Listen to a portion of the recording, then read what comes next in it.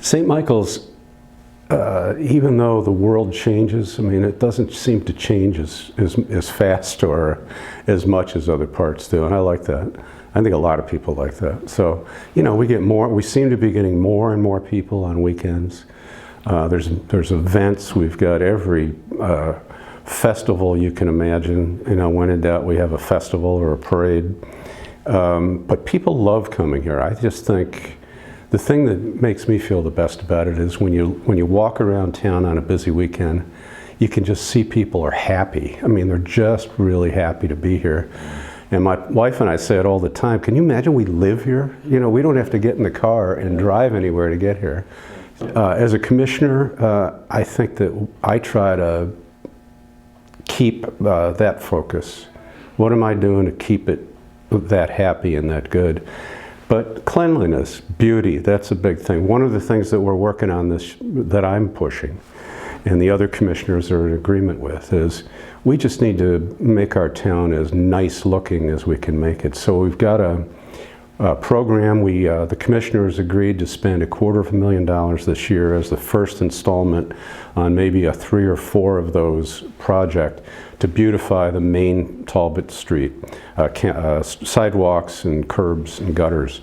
So we're replacing all of the sidewalks that are not brick with brick, piece by piece, and we're installing all curbs with granite curbs. So the idea is a continuous stream from Marengo all the way down to Dodson, all brick, all granite curbs, and really nice. We've got new street trees in. We're, you know, trying to do things. We're straightening up signs. We're trying to eliminate unneeded signs, things like that. Just trying to create an atmosphere in town that's a lot better looking, even though it's a beautiful town.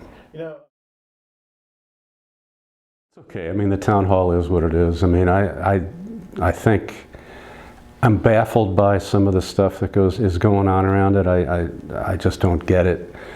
A decision was made by the commissioners many months ago to build the town hall, and to build only a town hall, not a police station. There was discussion about a combination, but there was a decision in the end made to not build the police station at this time. And build the town hall. And then we decided Fremont, so everybody should have a right to stand up and state their opinion. They should also have a right to vote, which they did, and they can vote again. But until then, the decision-making authority for that kind of thing is vested in the commissioners, and they acted unanimously, I'll say again. Number one, it's going to be more accessible and more walkable, I think, than here.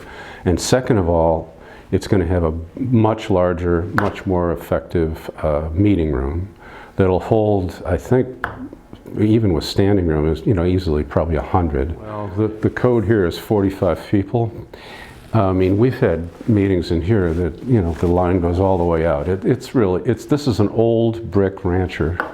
It's never been intended to be a town hall, and everybody knows it needs to go away. so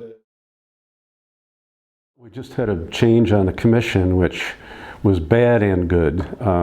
We had a commissioner who was elected last year by the name of Michael Gorman, who is just a fantastic guy. He was a younger guy, a working guy. He was worked at the museum, shipyard manager, and he was thoughtful. He was intelligent.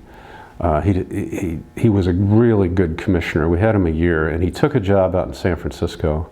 So we lost him, unfortunately, but we were fortunate enough to be able to appoint somebody who's a really high quality guy. His name is Dennis Glacken. He was the chairman of the Planning Commission. And, you know, Dennis is a wonderful guy, and he's going to be a great addition to the commission. Now, that appointment's only for the year until next election is next year, so he may or may not rerun, but he agreed to step in for a year. I think it's one of those things about the Open Meetings Act law that, you know, some people think is either good or bad.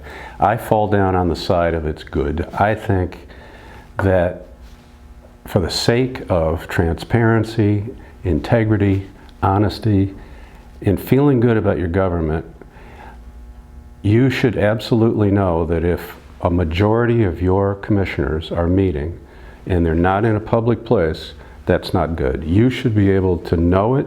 You should be able to attend the meeting. Now, the open meetings law is clear. There are absolute reasons for commissioners or a group to go into a closed session and close the meeting to the public.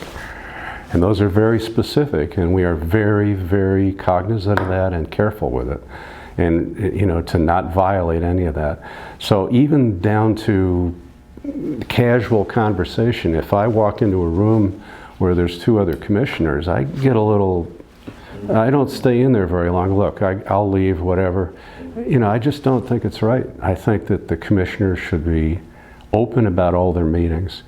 You know, there's going to be situations where the 5 of us are invited to a cocktail party or whatever. If you're not doing business, if you're just there on that basis, you know, that's fine. But